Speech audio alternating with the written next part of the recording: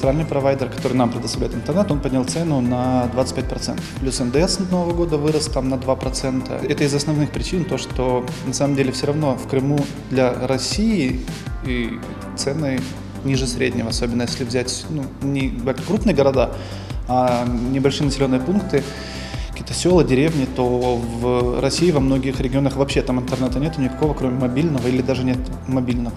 И каждый оператор в Ростелеком платит 2% оборота для того, чтобы там в России у них в селах появился интернет. А у нас по 2-3 провайдера в каждом селе. Это не наша хочушка, это вынужденная мера для того, чтобы мы дальше могли предоставлять качественные услуги населению. Нам необходимо закупать оборудование, нам необходимо регулярно модернизировать сети.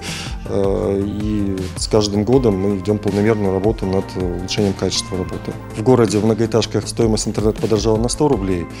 Для частного сектора подорожало порядка 150 рублей. В процентном соотношении, если пересчитывать, где-то от 20 до 30%. В сельской местности несколько дороже.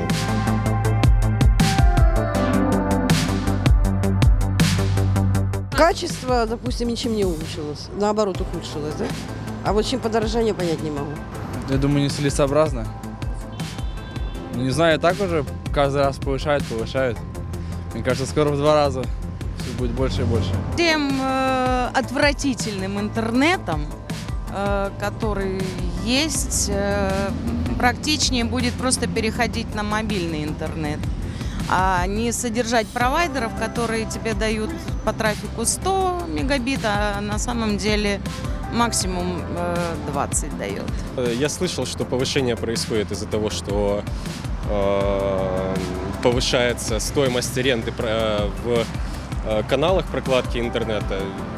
Насколько это обосновано, я не уверен. Для людей, конечно же, это все ударит по карману. У нас сейчас интернет и так не дешевый по сравнению даже с близлежащими регионами. Я думаю, многие будут против и будут искать альтернативные решения. Даже если они повысят, но при этом будет скорость и так далее лучше, я думаю, никто против не будет. Куда деваться? Мы уже без этого никуда, без телефона, без интернета. Уже все. Это уже наша жизнь.